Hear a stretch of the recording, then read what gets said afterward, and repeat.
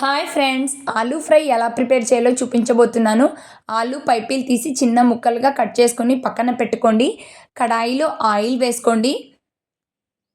వేడెక్కిన తర్వాత పోపు దినుసులు, ఆవాలు, జీలకర్ర, కరివేపాకు రెమ్మలు, పచ్చిమిరపకాయలు, వెల్లుల్లి రెమ్మలు, ఆనియన్స్ చిన్నగా కట్ చేసుకొని వేసుకోండి.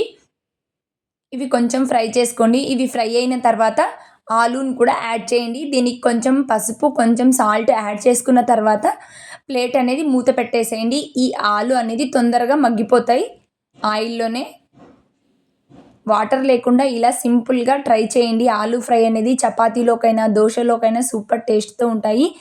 ఆలు కొంచెం మెత్తగా అయిన తర్వాత జీరా పౌడర్, గరం మసాలా, ధనియా పౌడర్, ఆశీర్వాద్ మసాలా కారం అనేది యాడ్ చేసుకుంటున్నాను. మీ దగ్గర ఉంటే యాడ్ చేసుకోండి, లేకుంటే స్కిప్ చేసుకోండి. ఆల్రెడీ దీంట్లో మసాలాను, కారం పొడి 2 యాడ్ చేసింటానండి. నేను అందుకే చిల్లీ పౌడర్ అనేది యాడ్ చేయలేదు. దీన్నే కొంచెం ఎక్కువగా యాడ్ చేశాను. కొంచెం సాల్ట్ వేసి ఒకసారి కలుపుకోండి.